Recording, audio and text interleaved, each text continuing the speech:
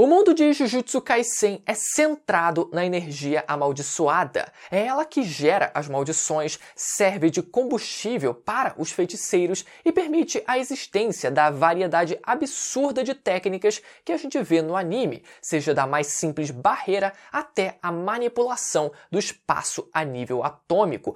Todo ser humano, de um civil qualquer a um feiticeiro de grau especial, nasce com uma certa quantidade de energia amaldiçoada, outros mais, outros menos. Mas o que aconteceria caso alguém nascesse sem uma gota sequer de energia amaldiçoada? Foi isso que aconteceu com o lendário assassino de feiticeiros e pai do Megumi, Toji Zenin, ou Toji Fushiguro, e hoje a gente vai conhecer a história de um dos personagens mais poderosos de Jujutsu Kaisen e como ele quase conseguiu matar Satoru Gojo, mesmo sem possuir qualquer gota de energia amaldiçoada. Faz muito tempo que eu queria falar desse personagem aqui no canal e finalmente chegou o dia, galera. Então já chega mandando aquele vazio roxo no botão de se inscrever no canal e de ativar o sininho e confere a playlist exclusiva de Jujutsu Kaisen aqui no canal, galera. Recheado de vídeo top, assim como esse vai ser, eu garanto pra vocês.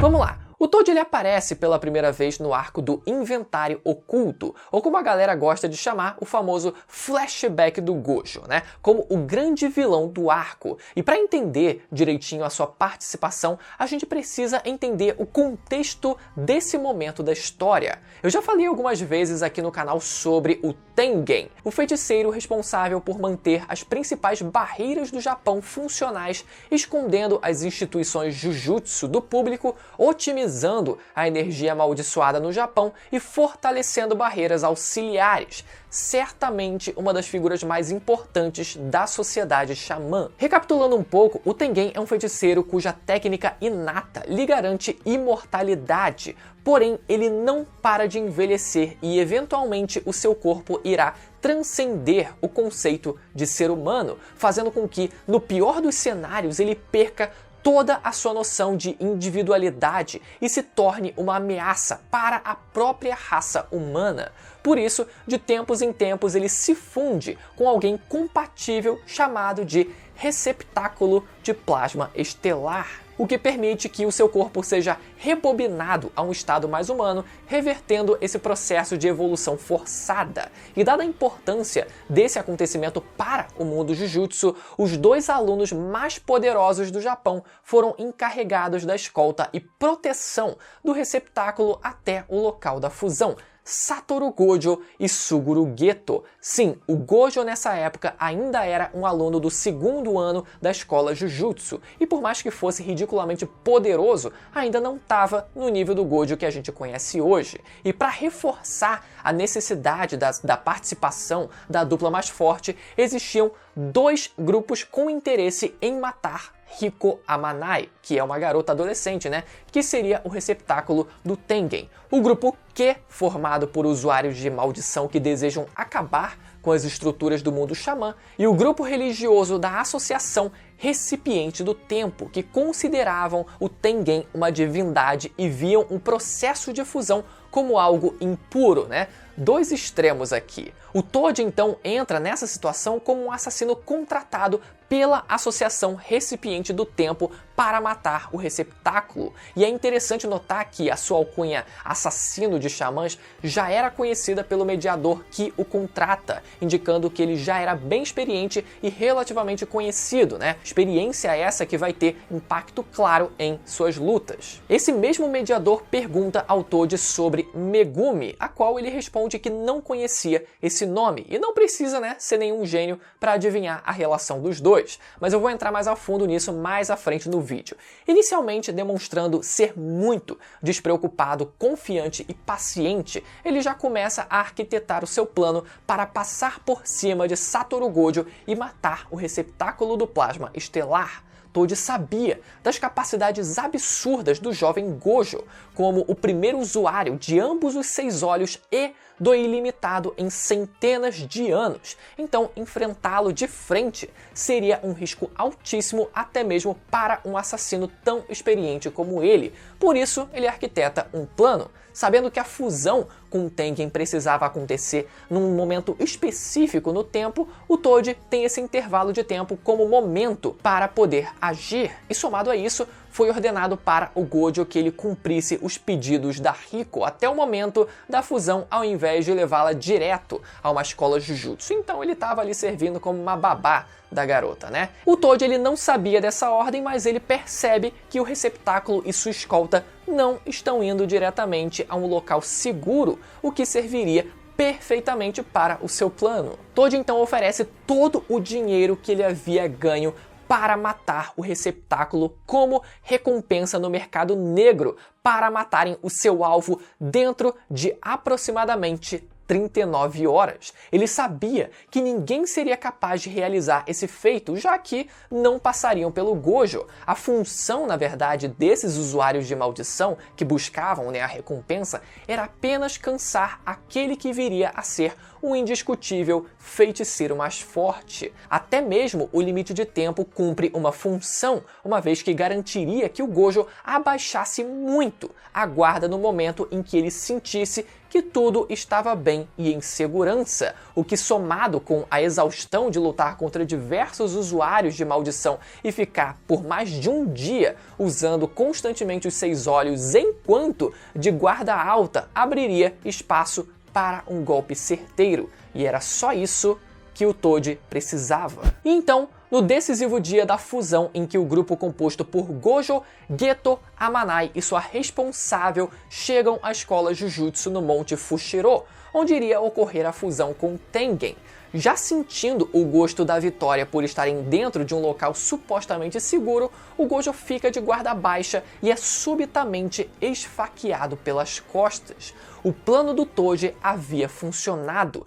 Geto consegue usar sua técnica de manipulação de espíritos amaldiçoados para fazer com que uma grande maldição engolisse o Toji e vai à ajuda de seu amigo. Porém, o golpe não havia sido fatal e Gojo, após sinalizar que estava bem e dispensar tanto o Geto e o restante do pessoal, assume a luta contra o assassino de xamãs Toji Fushiguro, que já destrói o espírito amaldiçoado de dentro para fora, e o vemos coberto de sangue e tripas e com uma maldição no seu ombro. Galera, agora para os próximos acontecimentos ficarem mais fáceis de digerir e eu não ter que ficar parando no meio, de momentos interessantes para fazer explicações, eu vou falar um pouco do passado do Toji e da sua característica única, que é a ausência total de energia amaldiçoada. Com isso, vai ser possível a gente entender os próximos acontecimentos com mais facilidade. Toji Zenin é filho do irmão mais velho de Naobito Zenin, o chefe do clã Zenin, que aparece na primeira temporada do anime, o que o torna, teoricamente, tio das irmãs Maki e Mai, que são filhas do irmão mais novo do Naobito. Toji nasceu com a chamada restrição celestial, que é uma condição imposta ao seu corpo no nascimento, normalmente sacrificando parte de um atributo em troca da melhoria em outro. No caso do Toji, a sua restrição o faz ter 0 de energia amaldiçoada, mas em compensação lhe deu um corpo com um físico no geral absurdo e com 5 sentidos extremamente aguçados que o permitem, inclusive, ver e sentir maldições, o que faz com que o personagem tenha de longe os melhores sentidos de toda a obra, combinados com velocidade, força e resistência absurdas. Só que mesmo com capacidades físicas tão invejáveis, o Toji sofreu muito na sua infância. Não ter energia amaldiçoada nenhuma já é um tabu na sociedade xamã, mas isso é ainda pior na família Zenin. Existe um ditado que descreve o Zenin e esse ditado é: você não é um feiticeiro Jujutsu se não for um Zenin, e você não é um ser humano se não for um feiticeiro Jujutsu. Das 3 grandes famílias, os Zenin certamente são os mais radicais e os que mais se importam com técnicas amaldiçoadas. Eles se consolidaram fazendo com que diversas técnicas fortes estivessem dentro da linhagem de seus membros, fazendo com que aqueles que nascessem sem técnicas fossem marginalizados dentro do próprio clã, mesmo que possuíssem laços sanguíneos importantes. Agora imagina só como o Toad foi tratado, já que, além de não ter uma técnica inata, ele não possuía nem energia amaldiçoada para começo de conversa. A gente fica sabendo no fanbook de Jujutsu que ele, quando criança, foi trancado numa sala lotada de maldições e deixado para morrer, e foi isso que lhe deu a cicatriz perto da sua boca. Ele foi durante toda a sua vida tratado como lixo pelo alto escalão da feitiçaria, e quando ele se casou, ele herdou o sobrenome da sua esposa, Fushiguro, se desassociando totalmente do Zenin, e juntos eles tiveram um filho que é o chamado Megumi, que a gente conhece, né? E o Toad sempre foi muito distante desse garoto, inclusive dando o nome Megumi a ele sem sequer saber do seu gênero. Então a gente entendeu que o que faz o Toad ser tão poderoso foi por ele ter passado pela condição da restrição celestial. Ele fica com 0 de energia amaldiçoada, mas ganha um físico extremamente apurado. Mas o contrário também pode acontecer. Lembram lá na primeira temporada, quando aquele cara todo enfaixado aparece? Então, o nome dele é Kokichi Muta, e ele também é um caso de restrição celestial. Ele nasceu sem o braço direito e sem a parte inferior das pernas. Não podia suportar a luz do sol ou sequer a luz da lua sem se queimar, e sofria de uma dor crônica extrema no seu corpo. Mas, em contrapartida ao seu estado físico ruim, Kokichi possuía uma energia amaldiçoada muito grande, que ele usava para controlar de longe as marionetes que ele chamava de Mekamaru. Agora a pergunta que fica é, essa condição é imposta por alguém no nascimento ou aparece aleatoriamente no nascimento de um bebê? Tipo, do nada, é aleatório mesmo. Porque não faz sentido o clã Zenin endeusar tanto a existência da energia amaldiçoada e privar alguém do próprio clã dessa capacidade, como foi o caso do Toad, a não ser que fosse algum tipo de golpe político, né? Para tirar ele da jogada desde criança, então vamos tirar a energia amaldiçoada dele. Ainda não existe uma resposta definitiva para isso, mas a gente pode chegar numa conclusão com as informações que a gente tem, com os casos que a gente tem até hoje no mangá. A princípio, a gente até pode pensar que tenha algum fator hereditário nisso, né? Já que a restrição celestial aconteceu com 2 membros do clã Zenin, né? Que foi tanto o Toad quanto a Maki, mas ainda assim é esquisito porque nunca houve um registro de que isso tenha acontecido antes na história do clã Zenin. O próprio Toad, ele é considerado um caso anormal para a família. E de repente isso acontece com o Toad e uma geração depois acontece com a Maki também. Fora que o Kokichi vem de uma família de não feiticeiros, então não teria de quem ele herdar aquela quantidade de energia amaldiçoada toda. E em Jujutsu existe uma ênfase muito grande nesse papo de linhagem familiar e os poderes eles serem passados através de gerações, como o Gojo, né, que herda o poder dos 6 olhos do seu clã, ou como o Yuta, que herdou uma quantidade absurda de energia por ser descendente do Sugawari Michizane, né, do qual o próprio Gojo também é descendente, apesar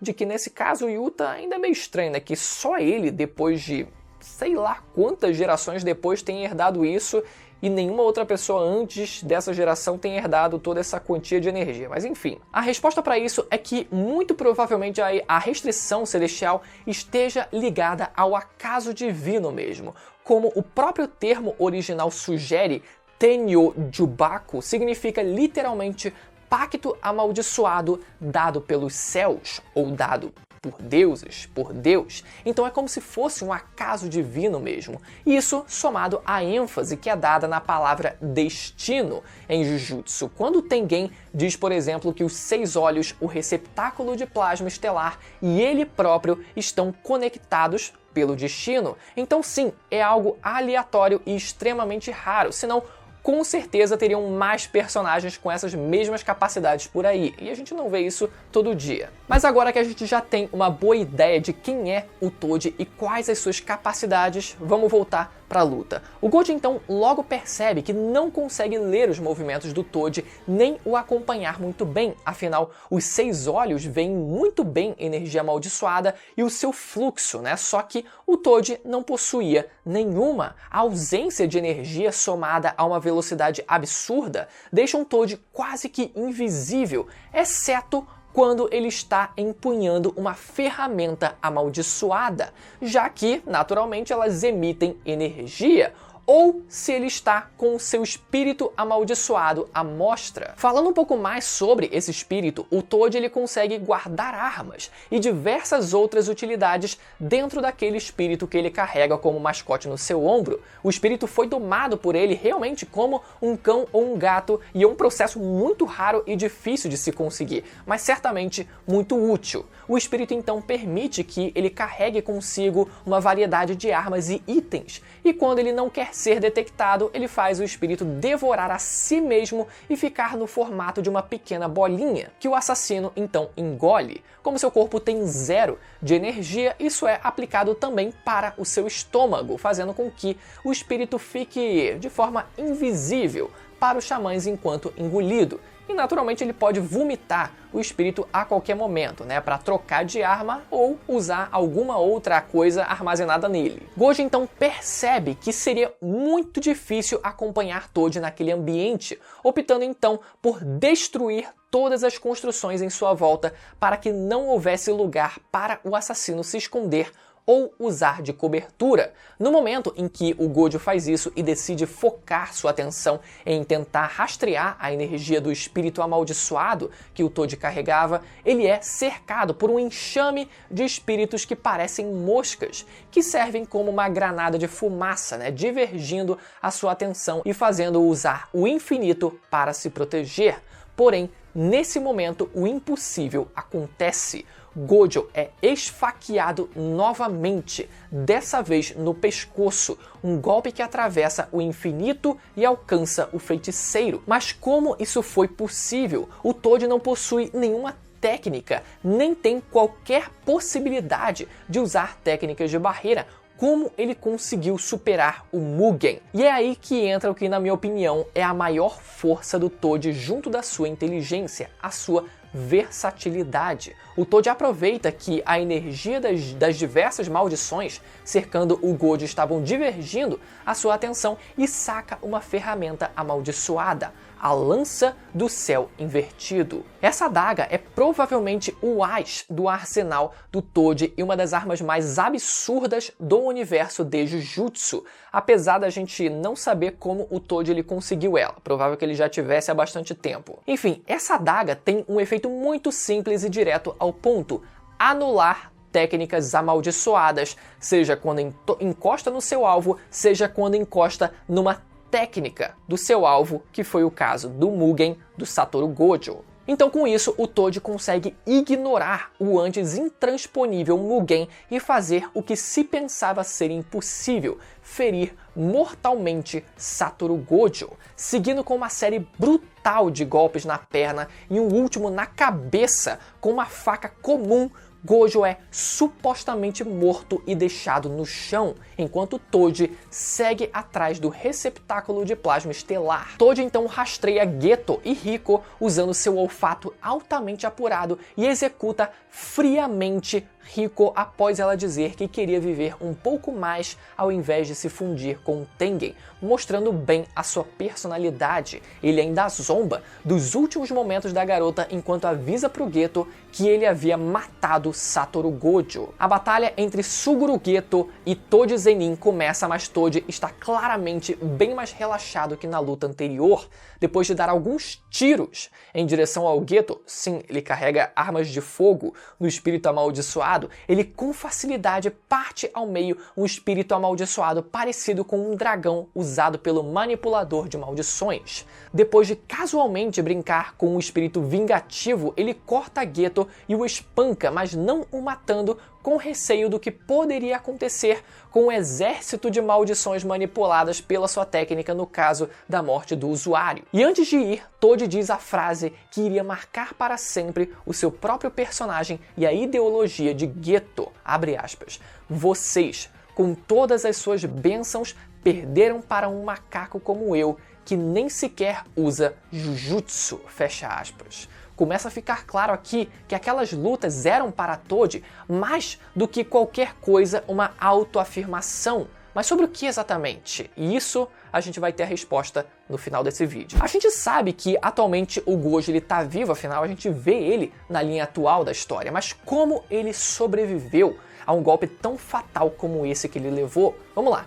Quando ele estava sendo brutalmente atacado, ele foca todas as suas energias em aprender a técnica reversa, que é basicamente criação de carne, que serve para regenerar ferimentos na prática, né? Técnica extremamente difícil de se aprender. Basicamente, enquanto o básico da energia amaldiçoada consiste em destruir, afinal ela é amaldiçoada, ela é do mal, o reverso disso naturalmente seria construir, ou seja, na prática, regeneração, uma boa sacada. Gojo, então, no momento próximo à iluminação, consegue entender o que seria o núcleo da energia amaldiçoada presente no seu corpo, usando técnica reversa para curar os danos sofridos e evoluindo como nunca havia precisado evoluir antes. E essa parada de núcleo de energia amaldiçoada é um conceito meio abstrato, assim como muita coisa em Jujutsu, mas dá para ser entendida como o coração, a parte central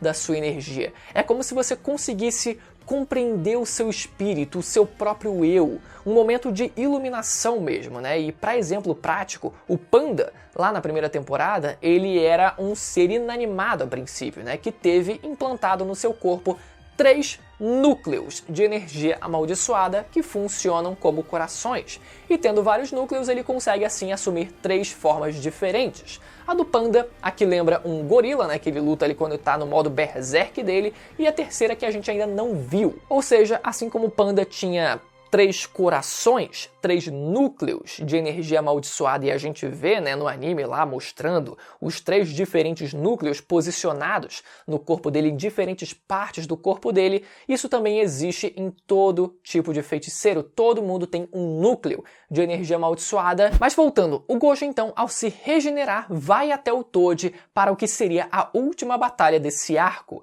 Gojo diz para o assassino de xamãs que não ter usado a lança invertida para destruir o seu cérebro ou simplesmente ter arrancado a sua cabeça seria a razão pela qual ele perdeu. E Toji, sempre muito orgulhoso, discorda, mas Gojo tinha razão. Toji perdeu sua chance. Naquele momento, acima da terra e abaixo do céu, ele era o único honrado. E então, Gojo usa pela primeira vez, cronologicamente falando, o brilho vermelho, uma reversão da sua técnica padrão que era o brilho azul. Toji, com sua resistência e reflexos absurdos, consegue defender o golpe e é isolado pelo impacto, sem sofrer quaisquer danos. Ele tenta assegurar a si mesmo que não há nada que o Gojo poderia fazer naquele momento, mesmo depois de ter ficado evidentemente mais forte. Ele conseguia lidar com tudo, ele já conhecia todo o arsenal do ilimitado graças a registros do clã Zenin que ele estudou e conseguia lidar com tudo graças à lança do céu invertido, mas mesmo assim ele sentia que havia alguma coisa errada. Não ouvindo os seus instintos, ele continua a luta, mas logo ele percebe que havia cometido um erro que custaria a sua vida.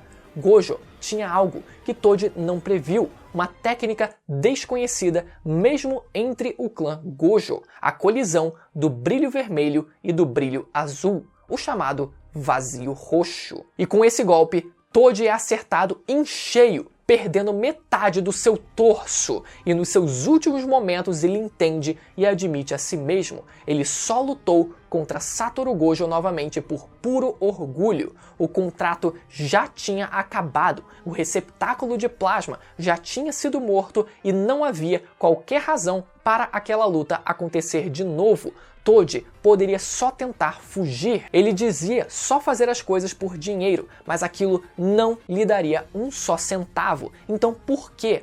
porque Satoru Gojo, naquele momento, era o ápice da sociedade Jujutsu. Ele era tudo aquilo que o clã Zenin idolatrava. Matá-lo significava para ele ir contra tudo o que os Zenin acreditavam, e o motivo pelo qual o próprio Toji foi menosprezado a sua vida inteira, a existência da energia amaldiçoada. Mas no fim, ele não conseguiu fazer essa autoafirmação, ele não conseguiu comprovar esse ponto, ele não conseguiu provar que um mero humano normal poderia ser capaz de derrotar o feiticeiro mais forte. Ele tentou, falhou, e isso lhe custou a sua vida. Toji então nega ter últimas palavras só para lembrar de Megumi e sua esposa, mudando de ideia e contando que o garoto seria vendido à família Zenin em 3 anos e que era para o Gojo fazer o que quisesse com essa informação. Essas foram as últimas palavras de Toji Fushiguro, um personagem certamente